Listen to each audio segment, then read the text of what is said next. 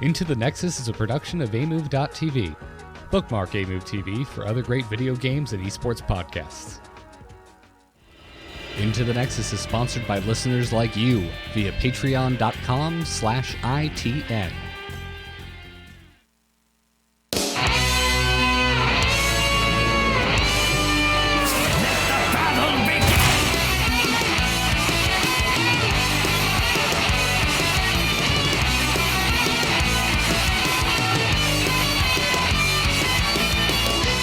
Welcome back, everyone, to Into the Nexus, the podcast all about Heroes of the Storm. I'm Garrett Weinzierl. I'm here as always with Kyle Fergusson. How are you doing today, sir?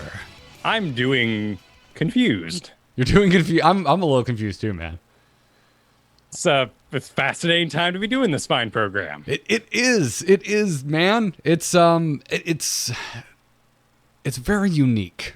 It's very unique because I feel if certain things didn't make it into the light, we wouldn't be feeling this way.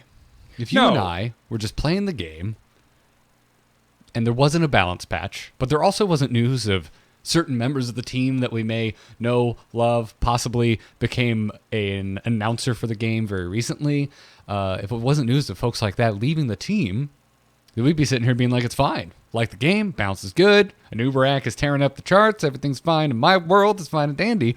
However, people are leaving the team, and we're not hearing anything else from the team, so a little concerning. Well, things had in public forums and Reddit reached a fever pitch this week of communication. We need to hear from the devs what's happening. And there's no other way to say it. There's never been a time like this in video gaming. It's fascinating. It's a psychological feat. What we've done with games as a service is we've made a relationship with the person, the company on the other end. And when that person says, hey, I need a bit of a break, I need some space, got to figure some stuff out, you go, okay, sure. How much time do you need? We don't really know.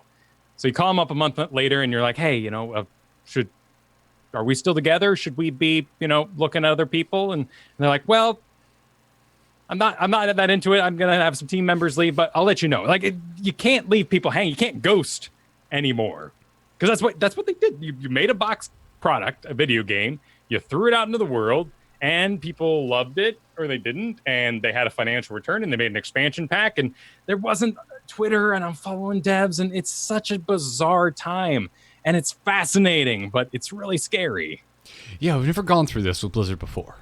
When the tale, when it was at its end with something like Warcraft 3, we weren't really in this climate. We weren't following Warcraft 3 devs. We weren't subscribed to the Warcraft 3 subreddit and upvoting and downvoting. But it does feel like we're approaching the end of that tale for this game. And it's strange because we're used to the conversation. We're used to having that back and forth, and we're not getting it right now. It's a time of year for that conversation to be pushed. We certainly need it from the developers. It's been a while since we've heard from them. Again, it's insane to say that a month and a half, even from Blizzard, is a while. But this is the type of relationship we had. You call them every night when you fall asleep on the phone. Like, hey, you're going to be a little sad if they miss a night. You might wonder some stuff. Yes, exactly. Especially when the vibe we were getting was that things wouldn't start slowing down until significantly further down the road. But here we are. Things are quiet and Kevin's gone. Yeah, Kevin Cloaken has departed from the team and is going to be working on some unannounced project inside Blizzard, we're assuming. He was on our list of unknowns in the past. So this isn't a reversal of a conversation. We simply did not know. And now we've been alerted. Thursday night seems to be the time for these in-office news breakdowns to happen. The scary thing about this is, of course, well, he's an announcer. He was announced for the game. He was a big face that was taking our hand. I mean, like, passionate, like sun, filters, hand back, looking at us in the eye through BlizzCon. He was our Instagram star in his suit. Great fitted suit, dude. Looked great. Guided us through the Orphea thing. It's like, we know this is scary and it's different, but man, we're passionate about it. he did that because he's the creative content lead. He not only graduated out of the community team, posting on the Reddit, working with the forums, answering questions, helping get interviews and whatnot. He grew from that to become the announcer in the spotlights, eventually writing those scripts himself and doing all the background dramaturgy, the research that went into who is Imperius and letting us have that lowdown. And with him disappearing, not only does it seem like the lore that he seemed to have a really big hand in creating is going to go. But if there's no spotlight, man, are there spotlights? Which then says, are there no heroes left? And that's one that seems extreme because we know the pipeline is 6 months old. We should have 6 months of heroes to go. Yes. And yet, at the same time, I find myself with a lack of ammunition for defense, right? Because this sounds very similar to the conversation we were having about HGC just a few months ago. We were on the show going, it's fine, right? It's fine. Just give him time. Be patient. I'm afraid to say that now. It's a bit of an embarrassment, really, because we pushed that patience and the calm, and we were met with a rather destructive letter, which is still its own thing and bizarre because the amount of damage those words did compared to a game just existing, it's so strange. It's so bizarre. And, it's just like when you hear a celebrity is a bad person.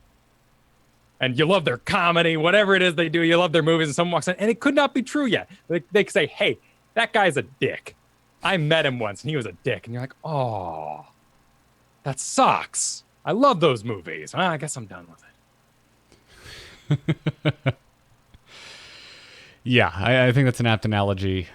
It's just strange. It's a weird place that we're at right now. There wasn't any adjustments to the game this week. But again, the game itself, I think, is in a perfectly fine place.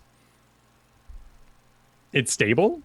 It's healthy. The queue times in Quick Match are short enough. My team league's fast enough. My hero league's really, really slow and not the best place. But we've all moved to team league anyway because picking out an order is amazing and just leads to a better experience. And I'm a guy, I always got to say this, but I feel like I'm going back in time, and that's where I'm getting really sad, is I always play these games. I love MOBAs. I love them. I always have a main game. If I'm playing Dragon Age Origins, if I'm doing StarCast, the StarCraft show, I'm still logging in on the weekends, and I'm playing a MOBA, no matter how invested I am in other games. And my friends are falling out. They're raining down around me, and it was so nice to have them on board. I'm going to keep playing, but it feels like people are leaving in droves. So you're finding yourself kind of returning to the old lonely, the lone wolf MOBA play that you first fell in love with the genre with. Yeah, and it's adjustment, I didn't do it to myself. It's not like I didn't join them for enough games or something.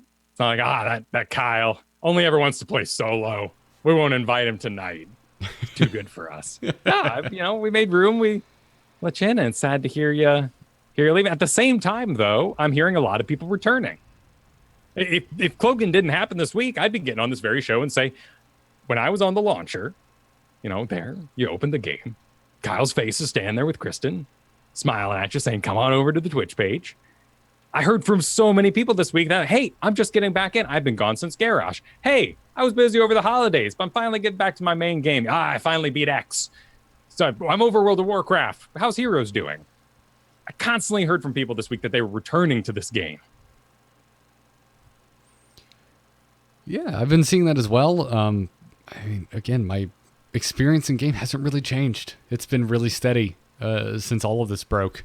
And it comes down to what I was saying at the beginning. It's all of this extraneous stuff taking place outside of the game itself that's affecting us in this way. If this was January and we hadn't had HGC canceled and we didn't hear that half the team is leaving to work on other projects, this would seem normal to me. We got a new hero and we had a patch. There's two sizable things happening in January. It's more than we got last January.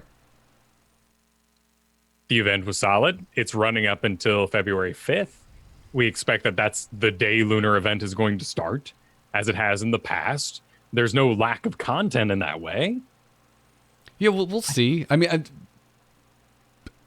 I hate to do this, but it pops into my brain. It's like calling the negative, but it's like I can see it now. If the lunar event is just a rehash, I could see totally. Folks are gonna use it as doomsaying ammunition on the subreddit. Yeah. I mean, so remember this week, a year ago, was Mecha Storm.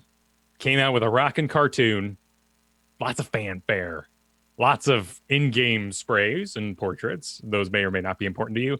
And really, with three characters got skins. It wasn't that big, but the noise around it, the production of it was very high, and we hoped brought people to the game. Overwatch has still been more powerful in the past of promotional items, but maybe that brought people to the game. Yeah, who knows, right? The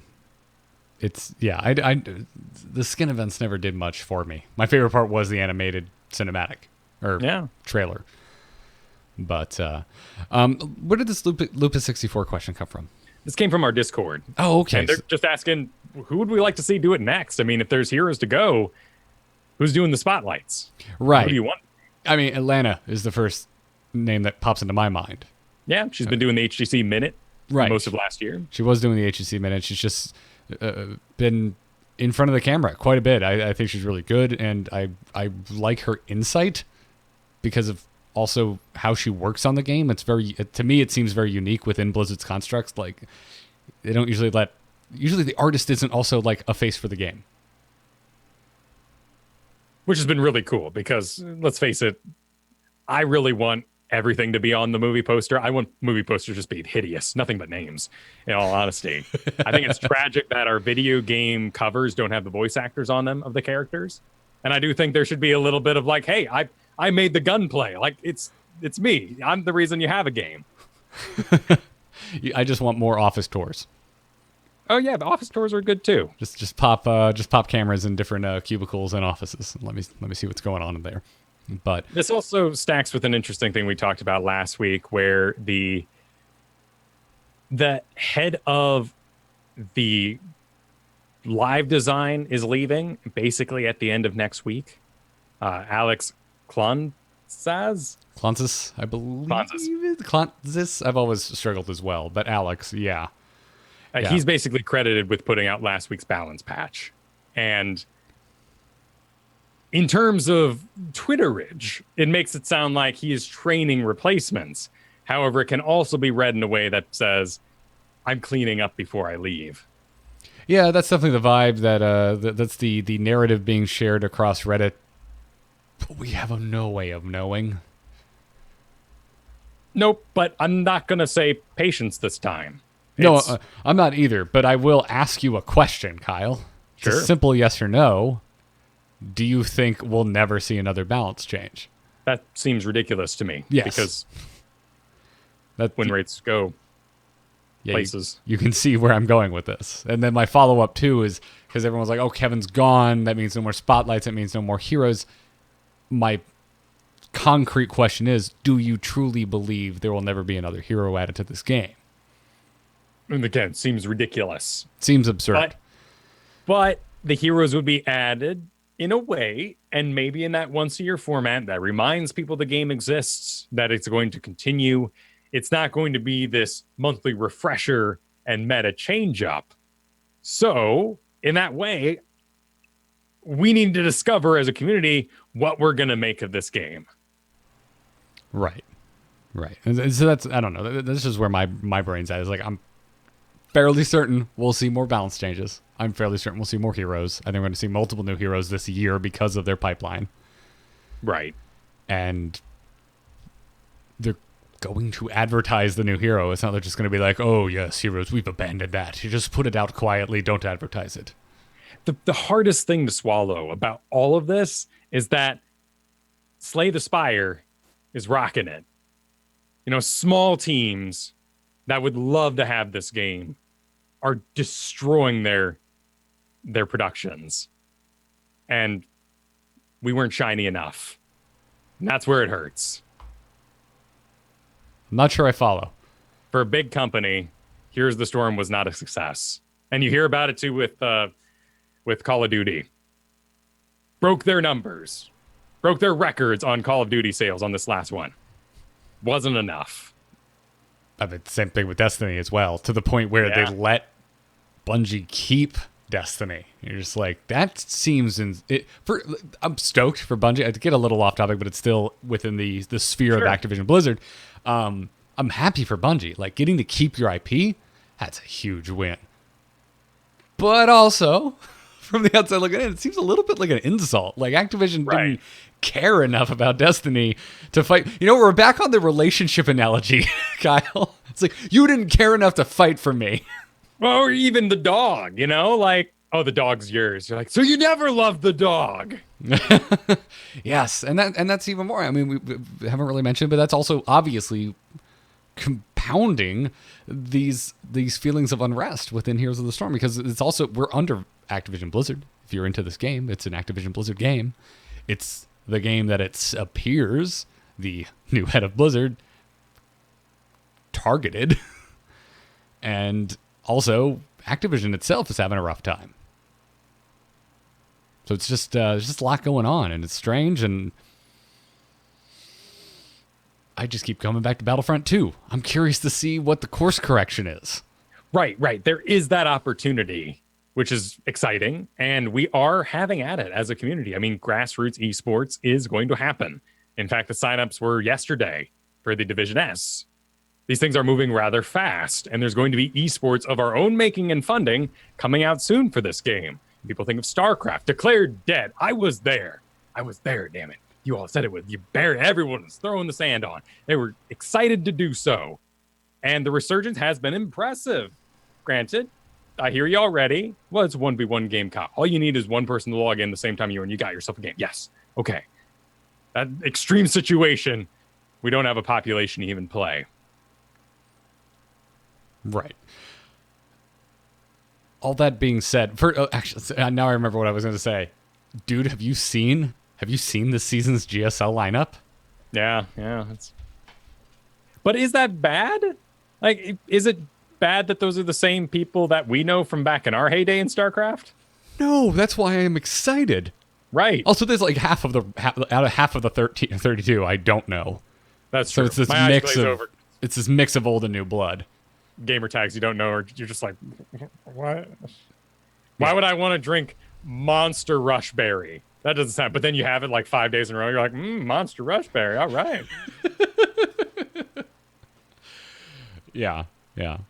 So you're right. It's just odd. I feel like too. You're talking about the grassroots esports and how signups for this week. Imagine if games were played this week. I think we all would have calmed down a little bit more. If this was like the first week of whether it was Division S or the Tempo Storm Invitational, any of those, if those had even like one round of games this week, I feel like it would have done a lot to chill everyone out. Right. This Cloaken news, the Kevin Johnson news, comes at a time when we were already at that fever pitch asking for communication. Instead, we got the wrong kind. A lot of that too just comes down to what video game journalism looks like right now. It's very odd. Here, of course, on a podcast, we've got a lot of time to talk to you guys, to expound on a topic and make it seem human. When I need you to click a YouTube thumbnail, I'm going to put my face looking shocked, and it's going to say, is Blizzard OP dead serious? Like, it's going to get a little weird when you do those things. But I do feel like we're all keeping up with the Joneses too much, and loving your game is still the right thing to do. Just keep playing what you damn play. It seems obvious, but it needs to be said every now and then. Yeah, and I do wonder how much of that is, maybe lost tribes of World of Warcraft players having made content about a dying game for 3 straight years. They're all trained up for it. So something like Anthem comes down the pipeline, has a bad demo weekend, and hey, they're ready to go with the same language they use for dead game. I really hope journalists stop training gamers to say dead game. It's really sad. And things can revive and be natural, or you can just continue to love it without having anybody telling you have to. Yeah, it's I don't understand it, and Heroes isn't the best example at the moment, but I've seen so many examples of games, especially out of something like Ubisoft. They launched horribly, but they continued to support the game and build it and morph it into something successful. Did we do it to ourselves? Are we such bad armchair designers that we had amazing designers who we told to do things to us that we now regret? I don't think the game is bad. I disagree with that. I really disagree with that sentiment. No, it's an interesting one, though. Just in the future, we'll look back on Heroes perhaps and say, we wanted heroes that can demonstrate my pro skills. Why would you put all this high mobility trash in my game? Well, you wanted... But then I don't know what you want. Here's a Genji nerf. I saw a great one this week that was like, just waiting for that Blackheart's Bay update where the cannonballs march down all 3 lanes. The cannonballs? They get to sprout legs? Because all the maps are the same, you know? Like, it's weird to think what we did to ourselves as a community, making so many requests for the pros for what we thought the game should be. But I do have one concrete thing I want to talk about right now. And I think we can all get behind this. Okay. The new player experience kind of sucks. And I think this is a great place to begin an active but firm conversation. All right. So I've seen this bouncing around as well, and it's it's about the only thing happening in community discussion that doesn't completely just grate with my personality and desires for what I want to see when I go and look for conversation about a game.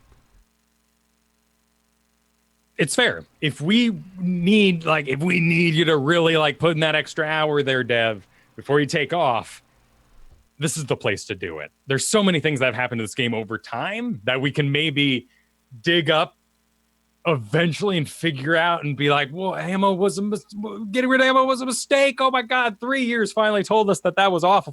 Let's add it back in. That's not going to happen this week. But what we can do is increase the pressure, if you will. Strong word, I think. But we need a better new player experience. This game is going to live and die on people having a good time getting into it for the first time. There's going to be ebb and flows. People are coming back to this game right now. They're discovering this game right now for the first time on the Blizzard launcher because they just got done with Call of Duty. They're done with World of Warcraft for this expansion, for whatever reason you wish to pick. And they're looking at Heroes, or they're looking at their old main game and saying, hey, this looks like it's well made. This is pretty. I have had to explain the merits of Lily to players in draft recently. Okay. I have never seen a bigger example of, there's new players coming to the game. Right. Or people simply saying, I don't own Lily. And you go, what? How did this happen to you? Are you aware of how affordable she is? She's 2,000 gold. And I'm not talking about gems. I'm not talking about shards. I am just talking about that there's bloat when it comes to new players. I mean, easy heroes. Leading the list. Uther. What? So this is marked by the game as easy. Yes. That's bananas. Get out of here. Lily? Okay, sure. Yes. Raynor? I would say no. You gotta right-click the right thing. But what damage dealer would you put in place of Raynor? I mean, honestly, I put Kael'thas in easy. Like, as long as you're blowing stuff up, you're doing it right, but right-clicks are high-value things. But okay, I'm pushing back. We need a mage, and we need an auto-attacker. And Raynor is the auto-attacker I would put here, not Vala, not Zul'jin. I would absolutely do Vala is Raynor. on the easy list.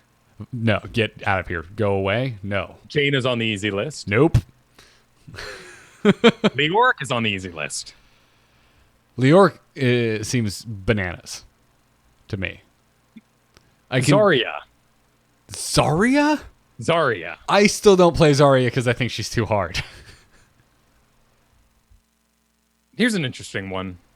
Thrall. No. No? ETC.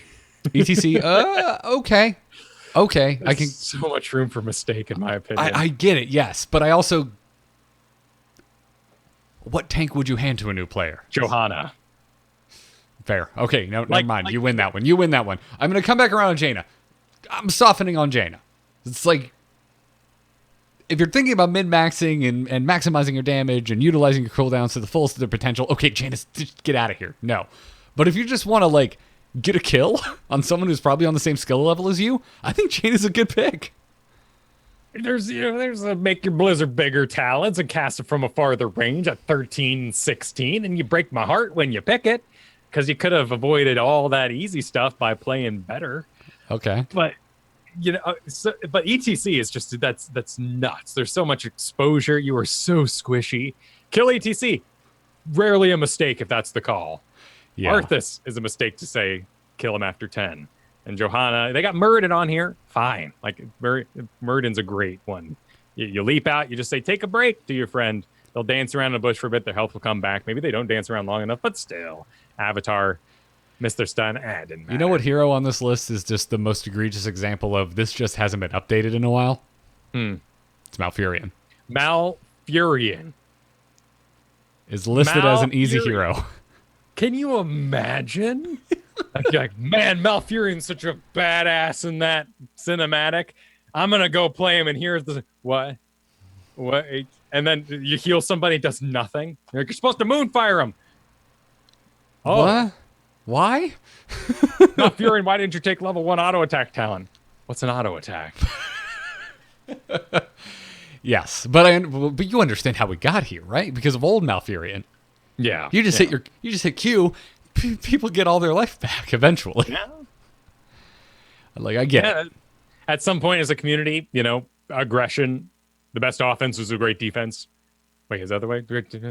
I'm talking about the offense. Silence on Malfurion got really big because killing your enemies is better than just waiting for them to kill you. And the hero, without any updates, suddenly became very complex. I remember this. I remember being on stream with Scott on Malfurion, and the chat is just screaming, "Why Tranquility? You're ruining the game."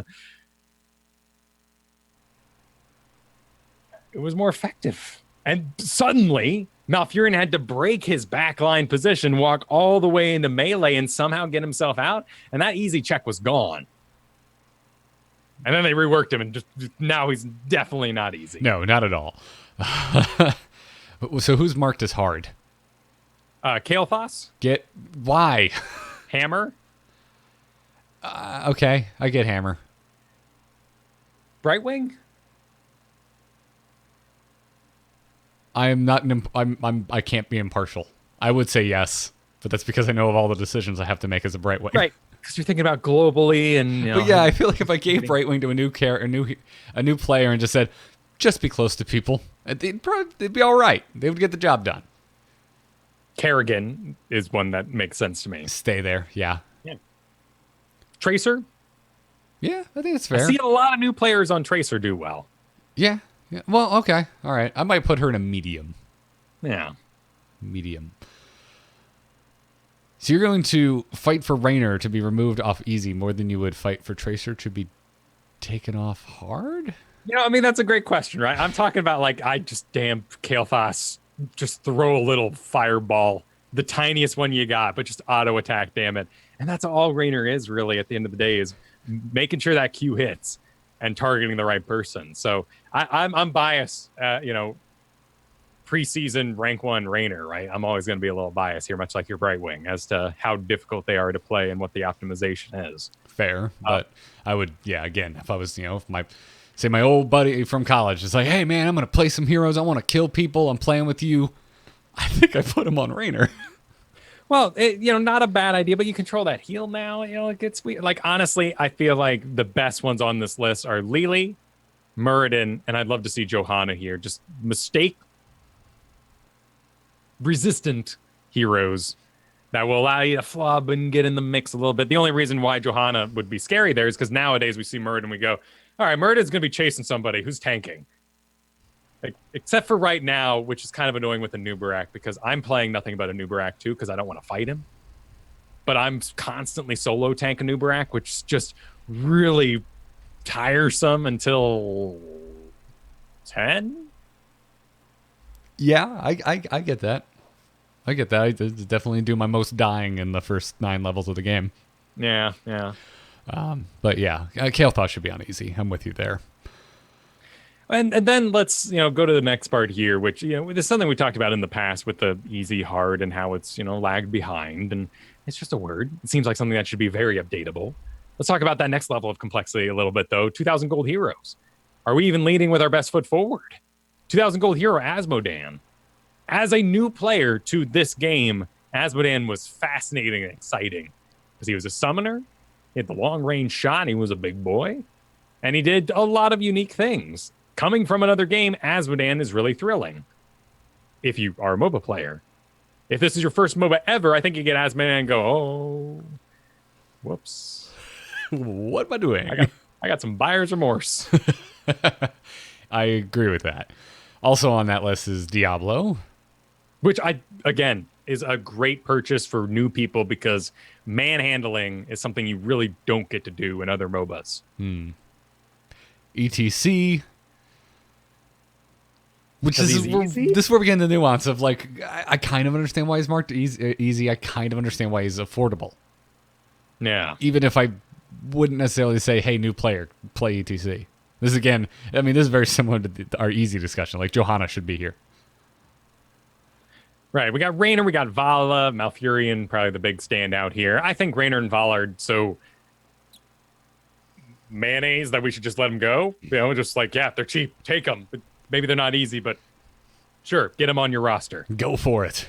I mean, we got our Valas from buying Diablo 3 for free. Yeah, that's right. Yeah. Vala for free, not Diablo for free. But that's it for 2000. Like, if you want to make a investment into this game, is that a sexy enough list? And in some ways, I do mean literally sexy. Like, Diva, for some reason, is a legendary hero that costs 7,000 gold. Because everyone wants a player, I guess. I'm not really sure on that one. I don't either. Yeah, I mean, this is the kind of thing that looks like it could be addressed. Just a result of the popularity from Overwatch. They wanted people to make sure they got Diva. They realized no one's getting Diva because she's a weird part in the meta and doesn't really have a place in most comps, so they lowered her price or something. These are all your collections. These are the things that you're going to purchase and continue your investment in the game. And we know when it comes to MOBAs, that word of mouth is the most powerful thing for getting people to play. That investment already made, much like MMOs. Yeah. I mean, there's a decent amount of heroes at 4,000 gold, though, and 4,000 gold isn't crazy high. You can really 39 heroes there. You can really fill out your roster. But there's also 37 heroes at 10K. Should probably take a look at that. I mean, that's a solid 2 weeks of play for me to get 10K gold. That's not a small amount. I mean, granted, if I was grinding more actively, but I play ranked, so my quests are just done because of that system. Yeah. The real sad part here that desperately needs to be addressed, though, is that the queues are still separate for new players. And they are sitting in a vacuum, waiting for a game, 13 minutes. First time you log in. Hey, here's our presentation. A 13-minute queue. You end up with some Smurfs, perhaps? I don't really care about Smurf epidemics. It's a bizarre process in my mind. It's going to happen. It's a weird thing. Yeah. Yeah. And it's as scary as it can be to suggest removing that and just throwing new players into the pool with seasoned players. I think giving new players a positive first experience with this game is more important. I mean, why don't we just say that if you so desperately wanted to play Gazlo tonight, you might get a new player on your team. Quick match is the place for it. And we raise those limitations back on Team League. we have those serious areas of town, I say at this point, absolutely get rid of unranked draft. My opinion, though.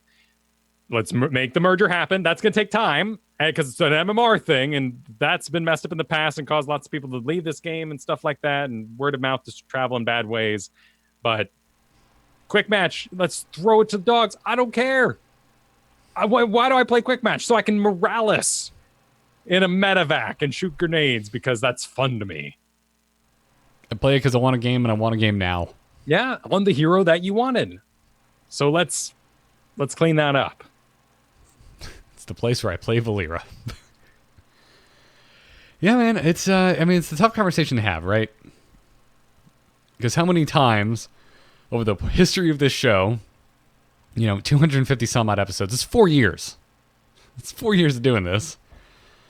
How many times have we lamented a lack of game knowledge from our teammates, concerned or confused as to the level gap between us and who we got matched up with?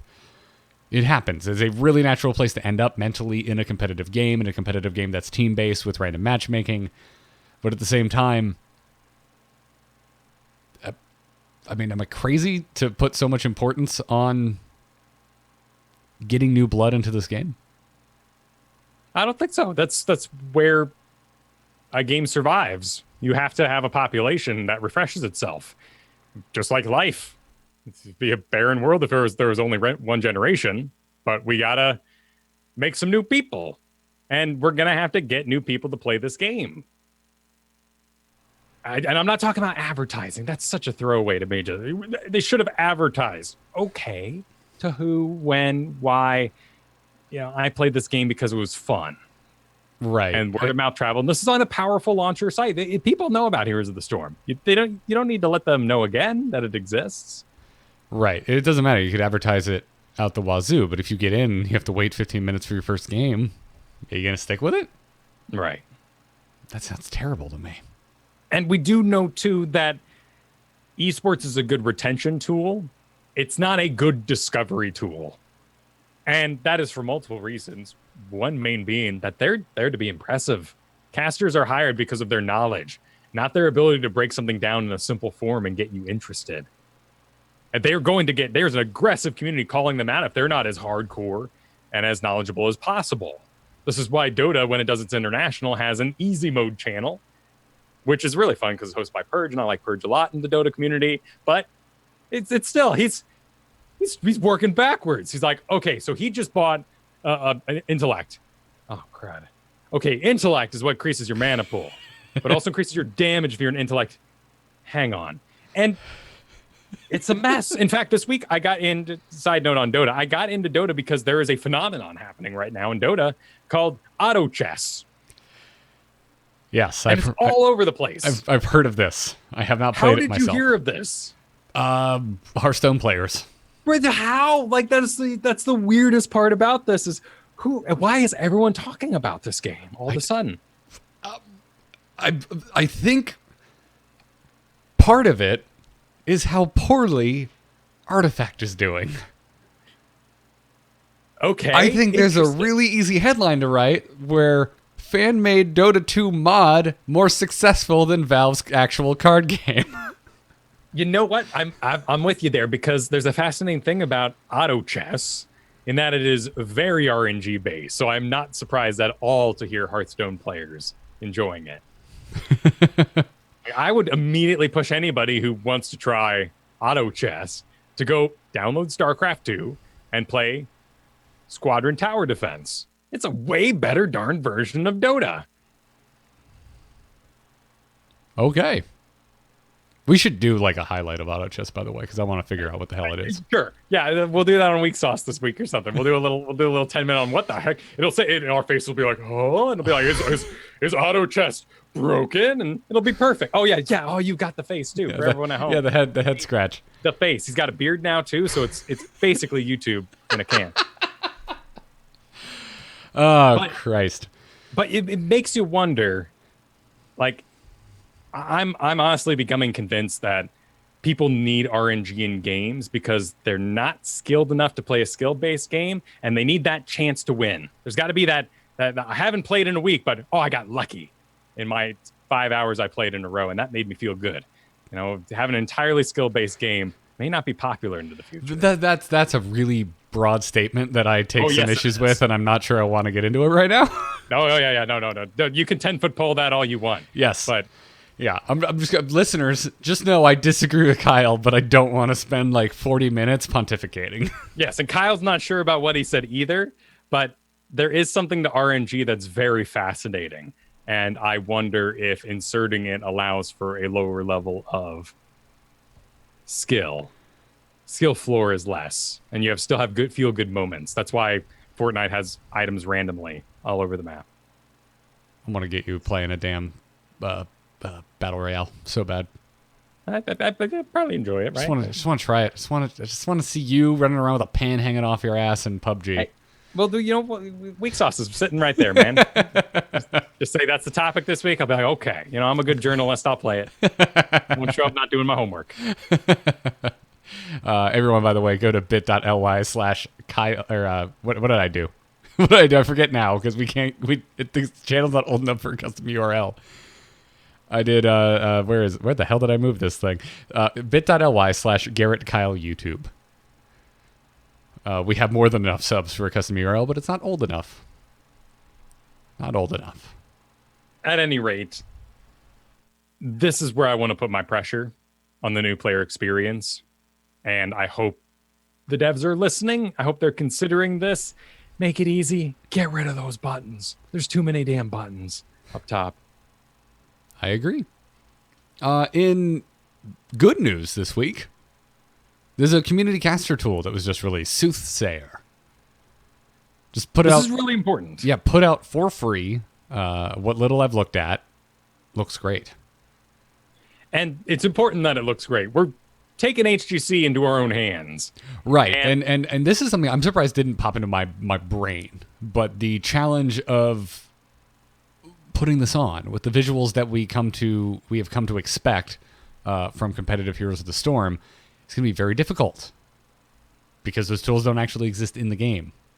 If you can all remember back to a time when there wasn't drafting in the game, the draft was done outside of it, and that's the best example I can give. But anyway, so the Soothsayer tool has a map selection screen, so it has picks and bans chosen by teams. It has different ways that it can display this information. It has a standings page. It has a scoreboard. It has a lower third ticker, which you can do all sorts of things with. It has a player spotlight that ties into stats of the Storm, so it can call up like the top 3 heroes of a specific player, and also has like personal stats.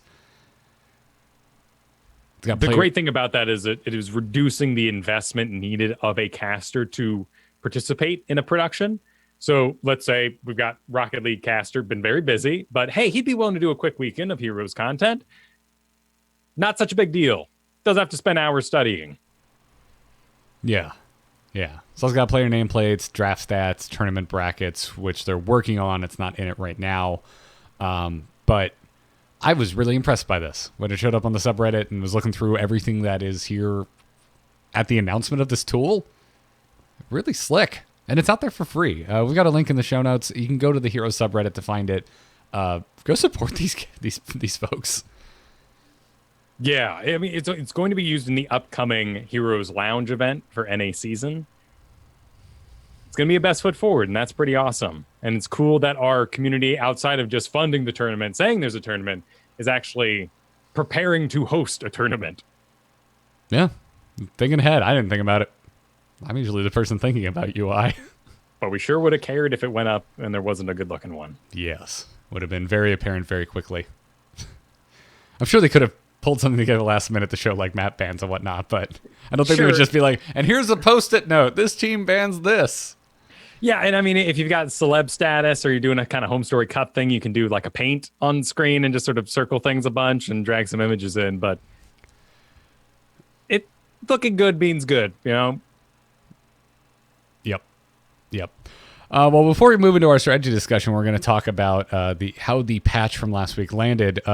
2 things. I want to direct everyone again to our YouTube. Kyle, you and I have a new YouTube. At the moment, we're flying it under the banner of Weak Sauce because the topic may change from week to week, although expect a lot of Anthem talk because we're both pretty interested in that game at the moment. Played in the VIP demo last week. You had a great time. I had to Control-Alt-Delete that game constantly to play through it. But the YouTube channel already has quite a few subscribers, lots of people watching. Go check it out, bit.ly/Garrett Kyle YouTube. Now is probably a good time to remind you that there are 2 R's and 2 T's in the spelling of Garrett so that you get the correct bit.ly. So go check it out. I'm really proud of what we've put together over there, Kyle. It's produced content. There's a lot of time spent editing. It sounds good because we're using local recordings for both of us and then syncing up the audio in post. I like it. So go check it out. Give it a look. Watch those videos. Like and subscribe. Please. Very important. Yes.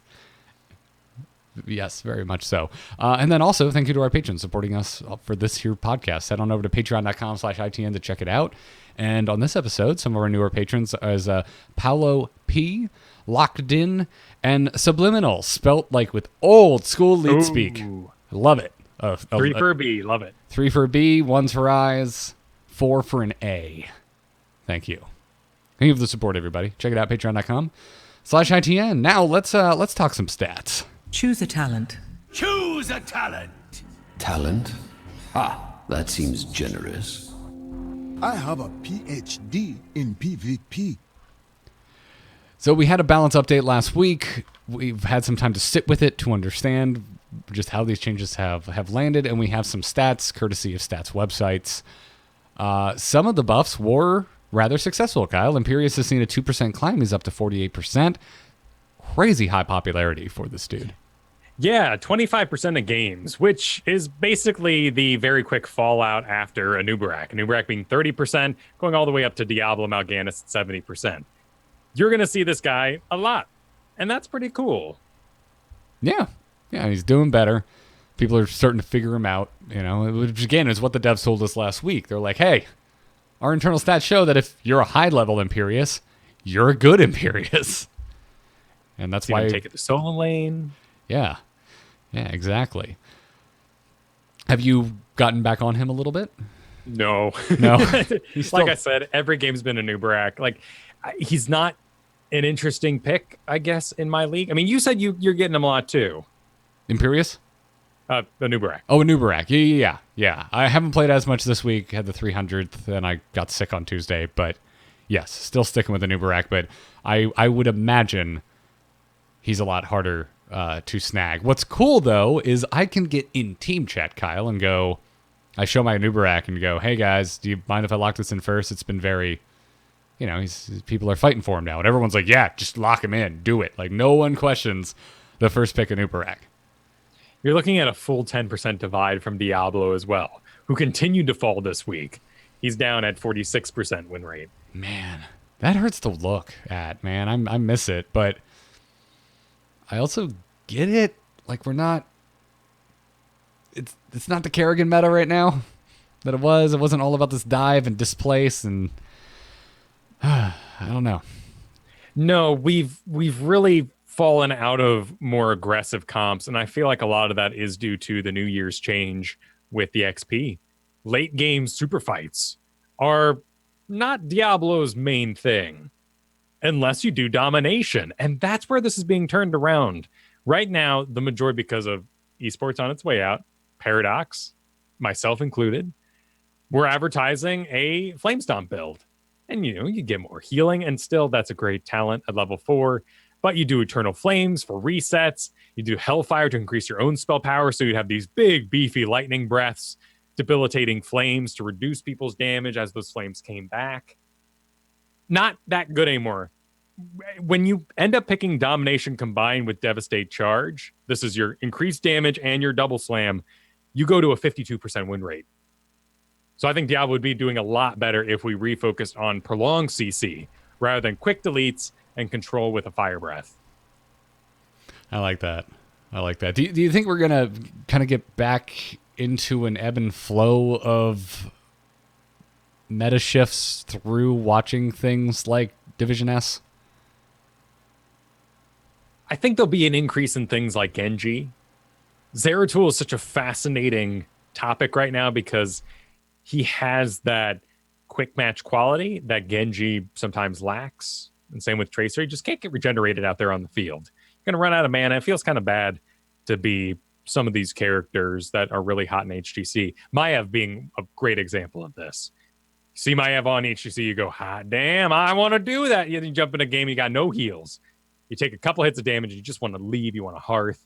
It feels dangerous out there. Greymane's had this issue for a long time. I think it is bizarre that we gave Sylvana such an amazing self-heal later on in her kit when Greymane and these other characters are sitting there without any way to self-regenerate.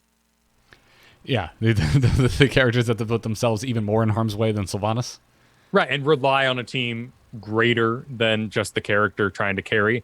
I mean, I've been on Sylvanas this week. It's been great.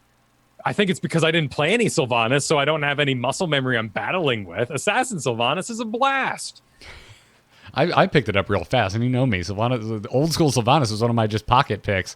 Like, if the stars aligned, I was stoked to get on her. But I really, I think her rework is one of my favorites in the history of the game. Yeah, just firing that wailing arrow. Like, basically, you get in a fight, you shoot out your wave just to put some max stacks on somebody. And then you just shoot them right in the face with your ult. There's no strategy to it anymore. There used to be like, oh, am I going to silence? Oh, the Nazeebo needs his silence. Ooh, I'm going to get that Lily because we don't have enough stuns to stop that. No, like, Wailing Arrow is an assassin tool. It's basically Pyroblast. Use it very fast and move on. Get the kill, continue. Exactly. Yeah. Alex Straza got a buff with the last patch, and she's gone up 3%. She has, and that was to her base kit there. She is close to the 50% mark, and she brought with her some people.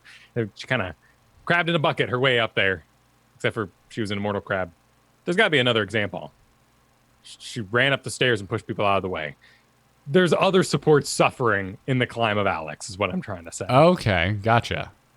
So Lucio, Rhaegar, Ana, Stukov, all going down this week as Alex takes their wins from them. And in particular, Deckard got himself a little bit of a buff last week, and it was a failure. In fact, up until yesterday, he was down in win rate. As of today, he's got himself a 1.5. So more Deckard's trying to make it work. I always look at those kinds of changes, you know, when nothing bad happened to the hero, only good things, like only improvements to his kit, and you see a fall. I think it's new players or uninitiated players trying the hero out for the first time. Right, and then we kind of ride that roller coaster, but we gain the speed at the bottom of the hill that the main Deckards want to use, and then they ride the rest of that ride. And Deckard's now doing okay. He is still the lowest win rate support in the game. He's always been a strange one. I'm still happy to see Deckards. I like having a Deckard on my team. I like what they bring. There's a sense of calmness when those triangles are going out. I think the Deckard, for me, deals way too little damage. And as a carry support, if you want to call something that, there's so little utility in that if you aren't already ahead. Like, I love someone picks Kalthazar and they're like, hey, do you Deckard? And I'm like, hell yeah, that sounds awesome, man. Let's do it. But there's so little room to come back in that comp.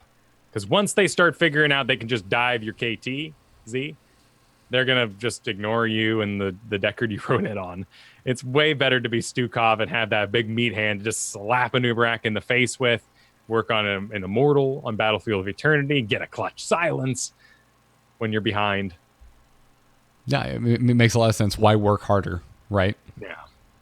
Unless you're winning, in which Deckard doesn't feel like work at all, because you're just raining potions and setting up engagements that you don't have to act on. It's kind of it's like an ultimate tactics hero. Yeah, you have such a small effect in the actual damage. You're just conducting the fights with your abilities. It's good to bring damage. Yeah. It is worth noting that the top win rate support is still Uther But when you look at heroes that he's winning alongside, it is another support. Rhaegar at the moment. Rhaegar, Uther combined will get you a 70% win rate. My God. Hey, man, how do you feel about playing some Rhaegar? I love Rhaegar, actually. Awesome. I'll get on Uther. Let's go for a run. Yeah, you just skip the bonus tank. Honestly, Uther, and Uberak, and another support, Lily, is a really good idea right now. Christ, man, I really want to try that, because you know what? 2 heroes no one's ever going to fight us over? Uther and Rhaegar. That's a good point. I mean, Kyrazim's still doing pretty good, but you'd rather have a Lily for it. Yeah. What about Lost Vikings? What happened after their seemingly out of the blue buffs last week? They had a spike in popularity and a little bit of win rate going to them. That's good. Good. I mean, that's a good sign. If a hero as weird as underplayed as Lost Vikings goes up, that's a good sign. Artanis going up again. He's 1.1%. He's the top win rate bruiser at the moment at 53% win rate. Yep. If you're looking at popularity of games, he's right under Mal'Ganis, which is getting more bans than play, Varian, and Imperius. It's a good hero. We said it last week. I think we just keep saying it. Play Artanis. Yeah. Play Artanis. Play Artanis. Johanna saw an increased pick rate for Falling Sword, 5% increase, and the win rate went up on Johanna as well.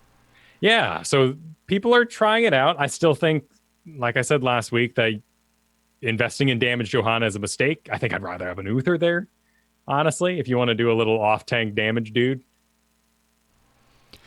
Yeah, I don't know. I still just think Johanna's good. I think if you just give her any spotlight at all and just remind people that she's around and you just get more games on Johanna, I think you're going to see more wins and an increase in stats. Bacon Laws of Hope. Yes.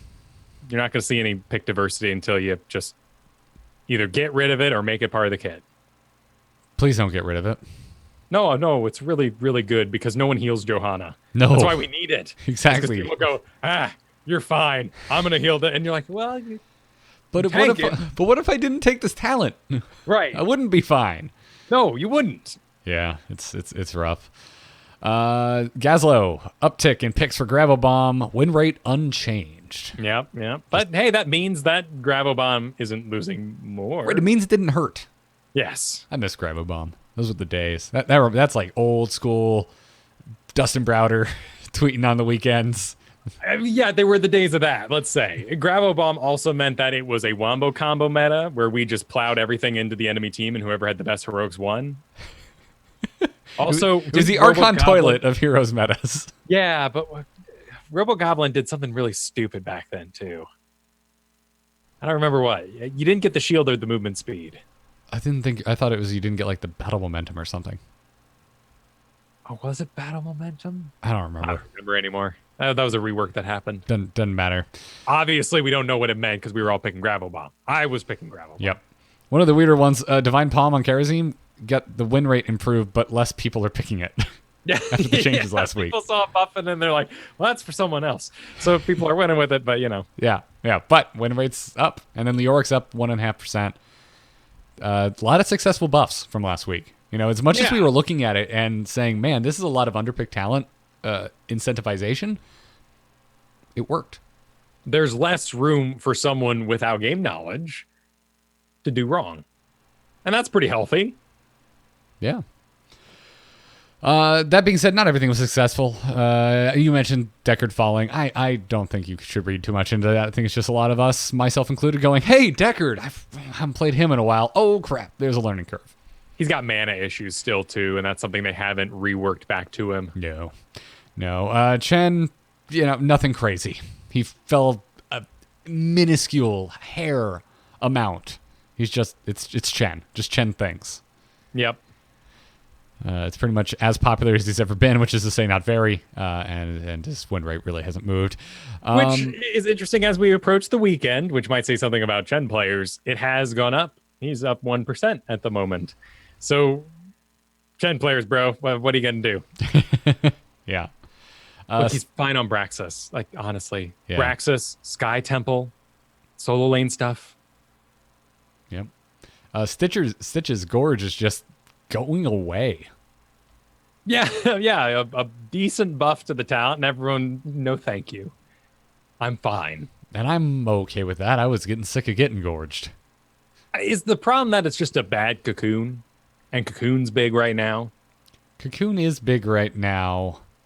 I still disagree. I think on certain maps where fights are going to be happening around gates, it's a horrendous talent I never want to see taken. Yeah. It's really odd. I mean, the range on Cocoon, which has been nerfed over time, is one of its great points. Like, even if you're fighting a team with amazing damage, you can usually find somebody who likes to fight from the side, get you. Throwing them in a cocoon, they outdistance, the whole team has to reposition to try to open that cocoon if they want their high damage character back. Is really powerful. Is it just the fact that you end up depositing whoever it is into your team without... Is the visual what lacks? The cocoon sitting there with the little picture over the top, and everyone's like, oh, that guy. But when everyone sees Stitches, they're not sure what's in him. It's got the same graphic. It's just busier. Well, the issue with Gorge, when you're not cheesing and bringing them behind your gate, is that the fight continues. Like, you gorge them, and it's almost a call for the enemy team to be like, no, we need to save that person, go hard, get a kill, so that when that person pops out, we continue. Whereas I feel like the cocoon, there's just something about the cocoon where you just continue the push forward past the cocoon, get a kill, and then you come back and get a free kill on the cocoon. Cocoon is 8 seconds long, but can be broken. Gorge is 4 seconds long with minimal damage. So it's a much longer removal from a fight. Yeah. And to get maximum use out of it, you want to push the enemy team away from the cocoon so they can't break them out. That's why I like using it on tanks so much. It's like, tank's gone, just bully them. And if we don't get a kill, cool, we get a free tank kill at the back end of this. Well, and I think that matches our current meta because we just aren't picking tanks as a community. That's why I've been playing so much tank. Same. No one wants to do it. So getting rid of a tank, you're either getting rid of the entire front line for a pile of squishies, or what I would like to assume is one of the most skilled players on the enemy side. So it's often a good choice. Ooh. Sounds like you have a high opinion of yourself, Kyle. Well, you need one in order to take the toxicity of a MOBA. And I say toxicity with all the love in my heart because I think you guys are hilarious for the most part. Goes with the territory. Exactly. Multiplayer gaming, huh? Yep. Yeah, and if you do the same thing on Stitches, you then put them in, you put the tank inside you, and then you trundle forward trying to get backline kills, but then you deposit the tank right where he needs to be to peel for the backline. Mm-hmm. Okay, yeah, I think we solved the issue there. Yep. Metamorphosis on Illidan got a pick rate increase after its buff last week, but win rate on Illidan has fallen 3%. Yep, overexcited. I had a Grandmaster Illidan player play his very first Illidan in months in my game. But he was Grandmaster 6, so we were like, hey, all right, this is going to go real. Oh, no, that profile. Oh, never mind. And he went Metamorphosis. I can't blame him. It happens. Junkrat's Rocket Ride springs up 5% in popularity, but 10% loss in win rate. That one is bizarre. Now, we're only talking about the win rate of Rocket Ride, but people were trying it. They did not win with it. Buildings. That's the thing you're missing. If you weren't around for Junkrat release, Rocket Ride is about siege damage because then you drop all your little dead bombs on the building. I saw a game 1 this week to the core. Rocket Ride grenading. Does it, respawns, back to the core, and 2 rounds of dead Junkrats won the game. Ooh, gross. That's just gross. As far as talent changes, we've kind of hinted at it, but Anubarak has just been on a tear. At one point, he was number 1 hero overall. He has backed off to second place win rate overall, has a 55% win rate on hot slogs. Beetle build is now the second highest win rate build with a 63% win rate. What's beating it out? Just the old school normal build? Yeah, the big old ugly build with the orbs and Regeneration Master and Beta Barbs. I mean, even Beetle build is Beta Barbs now too, but yeah, highest win level 1 talent is now Legion of Beetles because it gives a lot of utility. Like we talked about last week, you catch a Hook, you catch a Jaina Frostbolt. It's just really solid to have the Beetles spawning all the time and for them to take less damage so they stick around to absorb something else after that. Someone's going to miss an auto attack. It adds a lot of uncontrollable chaos. The really healthy thing about the Beetle build, though, is that it's not being picked completely down the line. While it's the most popular level 1, that doesn't mean everybody's just stacking Beetle talents throughout the entire thing. People are taking what they need from it. Yeah. As far as successful nerfs, which makes sense, right? If you nerf something, we're expecting they want to see a win rate adjust slightly, and that's exactly what happened with Jaina. We saw a slight loss of win rate for Jaina after her nerfs last week. Yep, popularity increase on ice flows. It's important to note that ice flows increases the width of Cone of Cold, but has nothing for you for the length. And if it had length in it too, that'd be an amazing talent, because Cone of Cold is a rather big exposure of yourself and your positioning. But lots of people picked this thing and missed their Cones of Cold this week. And for those keeping track at home, yes, Kyle did just say length, width, and exposure in the same sentence. Well done, sir. Yeah, anytime. Yep. Zero Tool down 1%. Still number one ambush assassin above the Butcher and Kerrigan. Not a lot of competition. No. Though every time I hear the name Butcher, I'm like, oh yeah, I like Butcher. I do too. I love Butcher. I would never pick him in a draft environment, though. There's no scenario where I'm like, Butcher's the right call here. The problem is anyone is the right call when you're thinking, like, unless you were like really in the back of your head, just thinking about him constantly. I have the same problem with another character I love, Lunara, where I just don't pick them. There's situations that I should, maybe. Like the idea with the Butcher is they have no blinds and they're low on CC. So you're going to get who you get, and you could use some CC, but you need it in the assassin role. So you didn't get a double tank, maybe, but someone's like, oh, maybe I'll do some blaze for us. And you're like, no, we need an assassin in this role. We don't need another tank, and I'll bring some CC with it. But Kael'thas does that too. Jaina does that too, and safer for them. Butcher's got a solid win rate. I wish I thought of him more. Yeah, same. But anyways, as always, go check out Math of the Storm on Tempo Storm. Check out Hot Slogs, all the places that we were kind of pulling from for this kind of recap of how the patch last week landed. And let's take an email and wrap this episode up. Darkness stopped calling. Hold on. Darkness just texted me. Okay, tell them I'm not here. You can send your emails to itncast@gmail.com, or if you're a patron, drop a question in the question channel in the Into the Nexus patron Discord. If you have your Discord linked to your Patreon, you're already in it. It's automatic.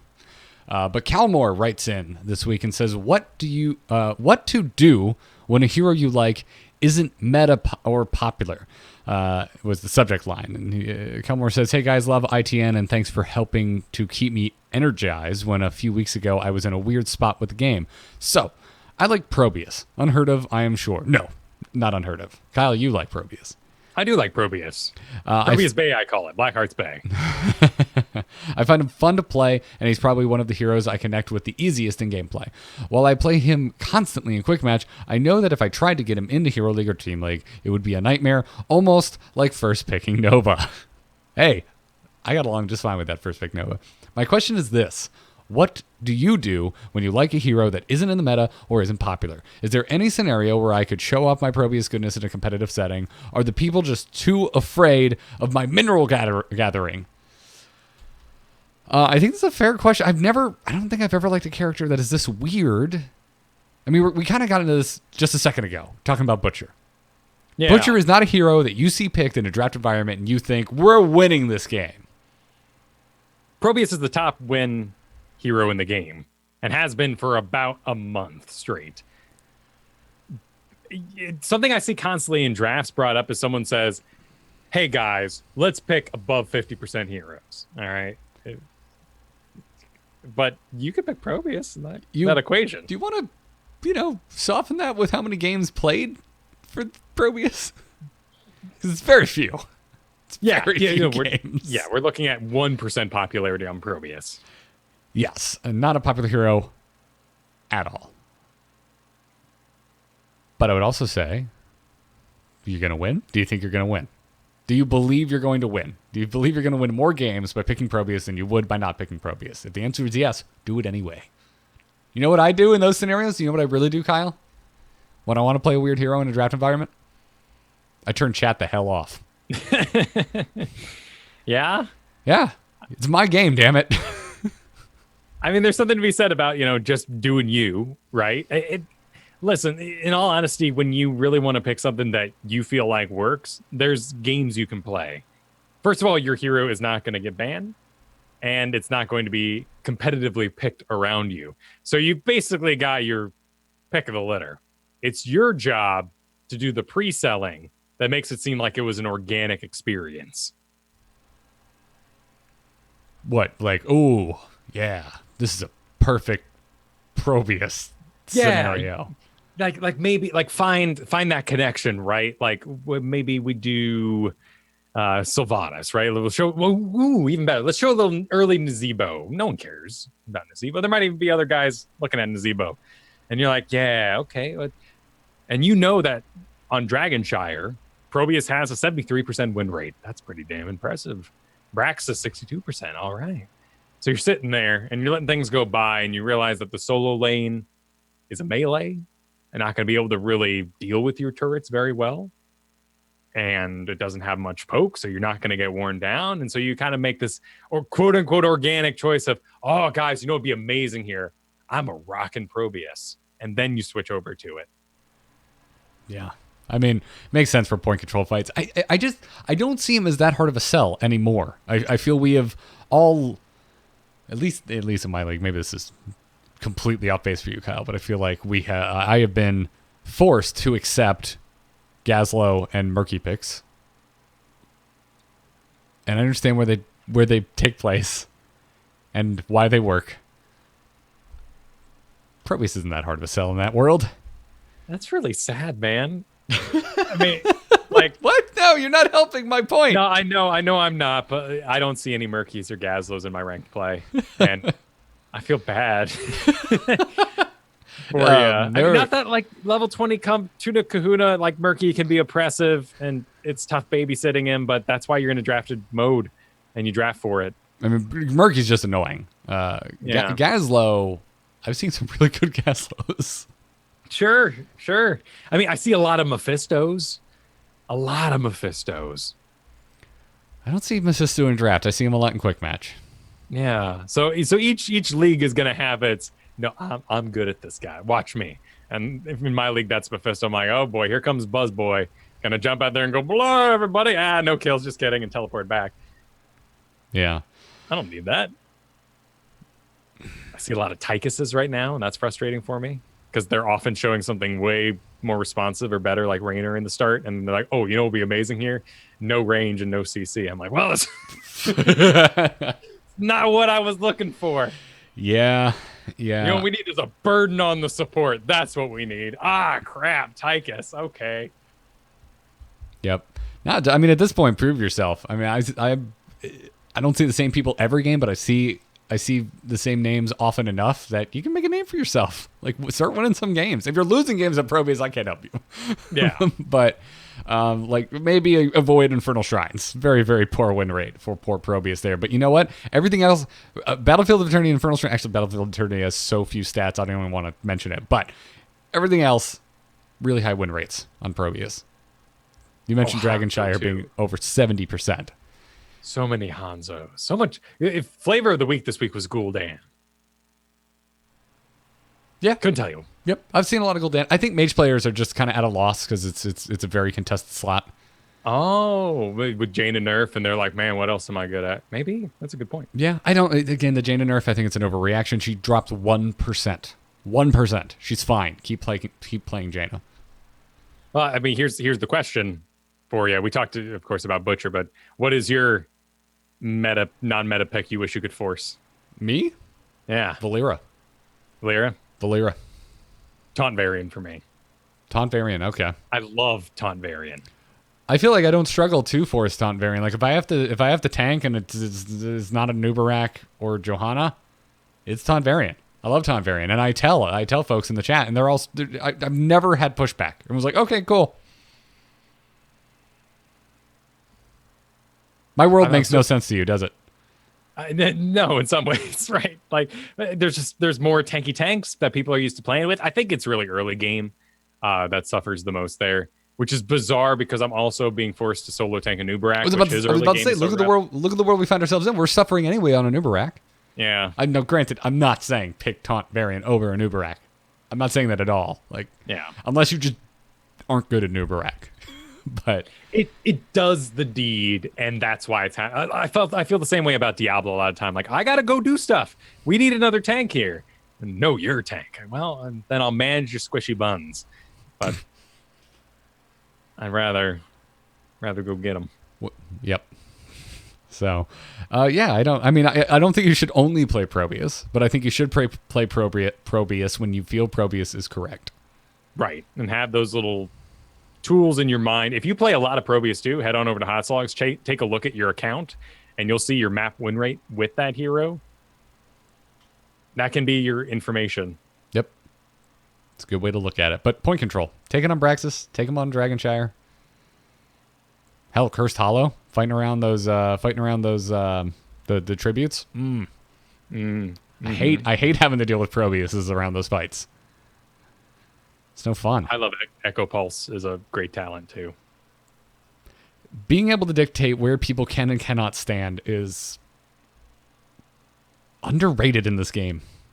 We're all about holding people still right now, and that is great. But it's also cool to just block them off and tell them they can't go here. Turrets are fun. That's why I'm still not on the Pyroblast train. I love Phoenix too much.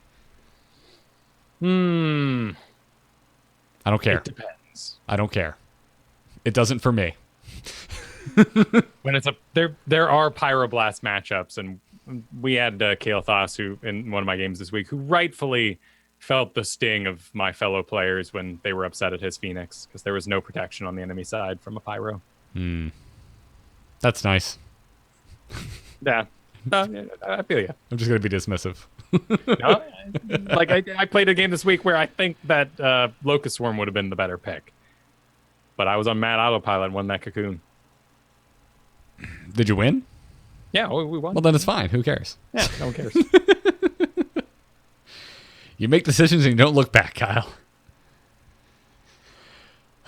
That's not true. You should analyze your play. But I have to analyze. Yes, exactly. Yep. That's not true. Anyways, good luck with your Probius matches. Calmore, seriously, if you do end up cracking the seal on Draft Probius, let us know how it goes. I'm very curious. And if you want to write into the Nexus, send us an email, itncast@gmail.com, or if you're a patron, drop us a question in the Patreon Discord. That's going to wrap it up for this episode. Thank you again to our badass patrons for supporting us over at patreon.com/ITN. If you like the show and you want to support us, that is the best way to do it. Don't forget about our new YouTube channel. Head on over to bit.ly/Garrett Kyle YouTube. 2 R's and 2 T's in Garrett. Watch those Anthem videos. Subscribe to the channel. I'm excited to squeeze in a little bit of Anthem this weekend. Oh, yeah. It'd be a good time. Huge thanks to our Patreon producers, Declan H, Cheesy Bob, Pathagos, and Crusader Dave. You are all extremely generous, and we appreciate the awesome support. You can catch us live typically on Thursdays at 5 p.m. Eastern Time. We should be back to that time this next week. Unforeseen consequences willing. But we should be good to go. So catch us there. You can follow the show on Twitter at ITNcast, which is where you will see things like time changes announced. But other than that, Kyle, you're doing all sorts of stuff around the web. Where can everybody find you? This week, you can find me on, well, we talked about Weak Sauce so much, but I want to promote that again because YouTube's live and die on subs and likes, and it sure does help the ball rolling. So give us a Google if you didn't get the bit.ly. You can certainly find us at the Weak Sauce YouTube. Yes. When by the time our custom URL comes around, we're still debating whether calling it Weak Sauce or just like youtube.com/Garrett and Kyle. Yeah. We'll see where it goes. Names don't really matter. It's something you learn on YouTube. There's some hideous names on YouTube. Yeah, it's irrelevant. It doesn't matter. You can follow me on Twitter at Garrett Art. I've got a new R2T2 up. Really, I just want folks to go follow our YouTube. That's all I want you to do this week. Please go to bit.ly/Garrett Kyle YouTube and subscribe. Check it out. That's going to wrap it up for this episode. Thank you all for tuning in, and we'll see you next week. But until then, good luck. Have fun, and pick Probius on Dragonshire. Take care.